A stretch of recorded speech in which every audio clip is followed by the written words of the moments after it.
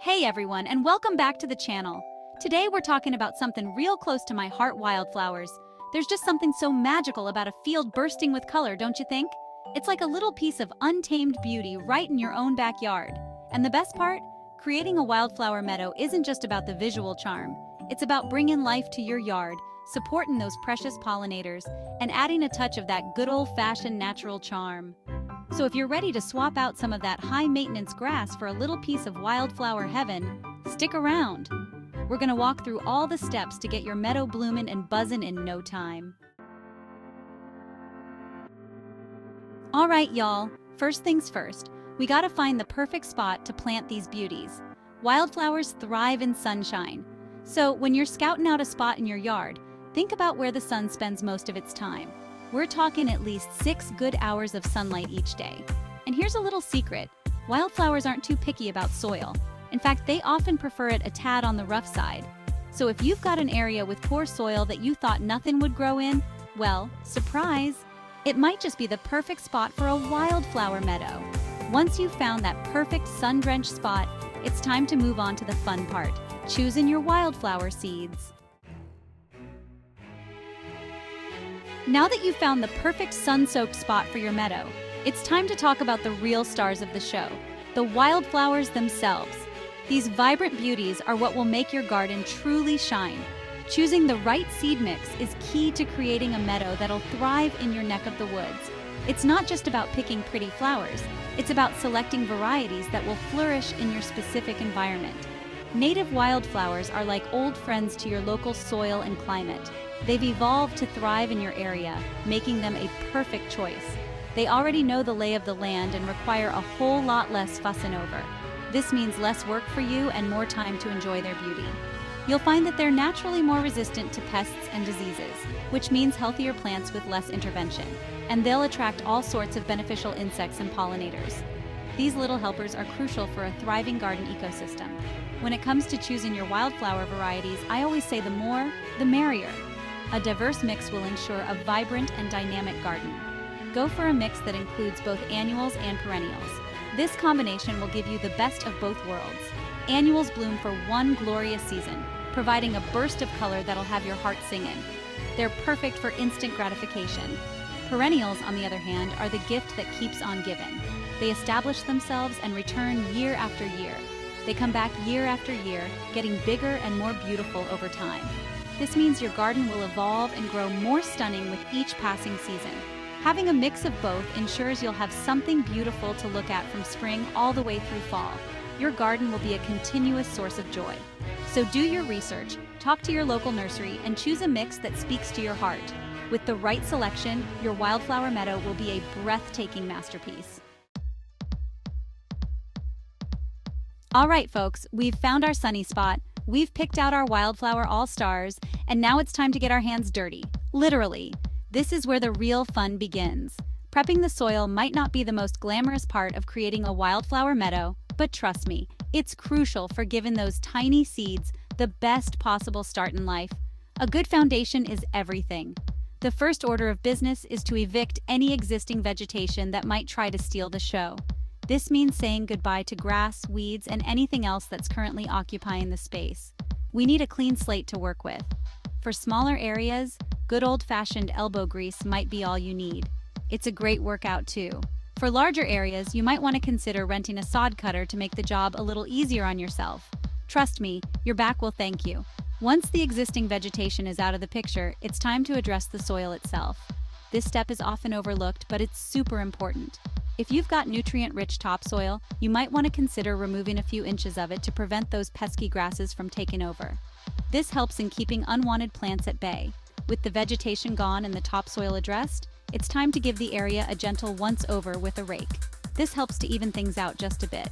The goal here isn't to create a perfectly smooth surface like you would for a traditional lawn.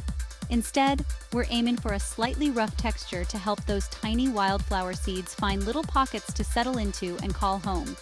This texture is key for their growth. All right, y'all, we're finally at the moment of truth planting time.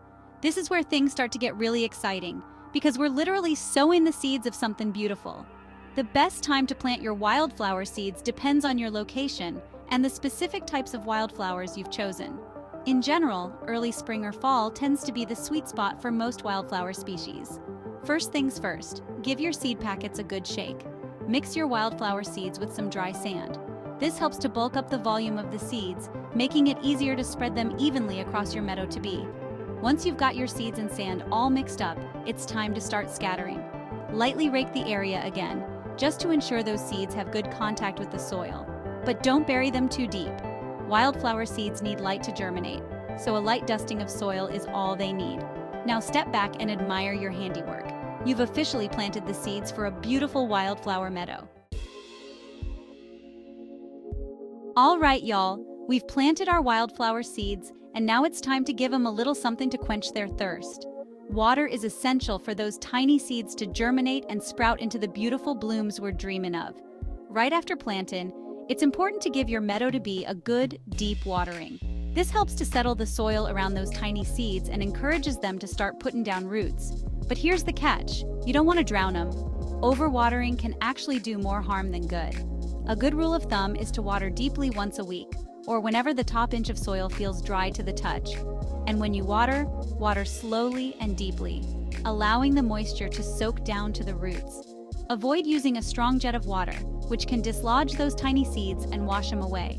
Once your wildflowers are established, they'll be surprisingly drought tolerant and won't need nearly as much supplemental watering. So resist the urge to water every day.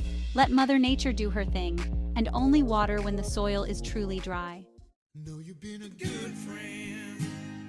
All right, folks, let's talk about something that might come as a relief to your busy schedules: wildflower maintenance. It's a delightful task that brings you closer to nature and rewards you with a vibrant, colorful display. Now, I know what you're thinking. Maintenance? But I thought wildflowers were supposed to be low maintenance. Well, they are, but a little care goes a long way in ensuring they thrive. And you're right, they are. Wildflowers are indeed resilient and can flourish with minimal intervention. But that doesn't mean you can just plant them and forget them. A bit of attention can make a world of difference. In the first year, your main job is to play referee, making sure those wildflowers have a fair shot at establishing themselves without getting bullied by pesky weeds. This is crucial for their long-term success. Keep a watchful eye out for any unwelcome guests trying to muscle in on your meadow's territory, and gently remove them before they have a chance to set up shop. Regular weeding is key. Another important task in the first year is to give your wildflowers a haircut once or twice during the growing season. This helps them grow stronger. Mowing or trimming your meadow to a height of about 4 to 6 inches helps to promote bushier, more robust growth. It encourages the plants to spread out and fill in gaps. After the first year, your wildflower meadow will be pretty self-sufficient. The hard work pays off, and you'll see a beautiful, thriving ecosystem. You can relax a little and enjoy the fruits of your labor, literally. The sight of a blooming meadow is incredibly rewarding. But there's still one important maintenance task you'll want to keep on your radar: annual mowing or cutting back in late fall or early spring. This keeps your meadow healthy. This annual trim helps to prevent the buildup of thatch, that layer of dead plant material that can suffocate new growth. It's essential for the meadow's vitality. It also helps to control the spread of any aggressive wildflowers that might be trying to take over. Balance is key in maintaining a diverse meadow. And finally, it helps to stimulate new growth and encourage those wildflowers to come back even bigger and better the following year. With a little care, your meadow will flourish year after year. Now, we've talked a lot about wildflowers, but a truly thriving meadow is about more than just flowers. It's about creating a vibrant ecosystem that welcomes all sorts of beneficial critters, from fluttering butterflies to busy bumblebees. One way is to think beyond the flowers and consider adding some grasses to the mix. Certain types of grasses, like little bluestem or prairie dropseed, actually make fantastic companions for wildflowers. They add texture and movement to the landscape, and they provide shelter and food for all sorts of beneficial insects. Another way to encourage biodiversity is to create a variety of habitats within your meadow. Different critters have different needs and preferences. You can cater to these different preferences by creating areas of varying heights and densities within your meadow. And speaking of wildlife, don't forget about our pollinator friends. Bees, butterflies, hummingbirds, and other pollinators are essential for a healthy ecosystem. You can attract these helpful critters to your meadow by planting a variety of wildflowers that bloom at different times throughout the year, providing a continuous source of nectar and pollen. Well, there you have it, folks. Everything you need to know to create a beautiful, thriving wildflower meadow right in your own backyard.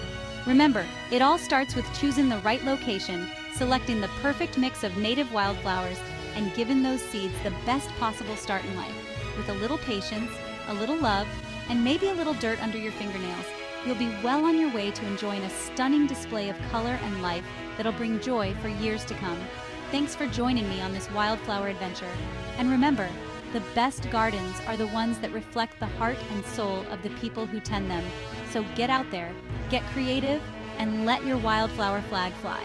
And don't forget to subscribe and hit that notification bell so you don't miss out on any future garden inspiration.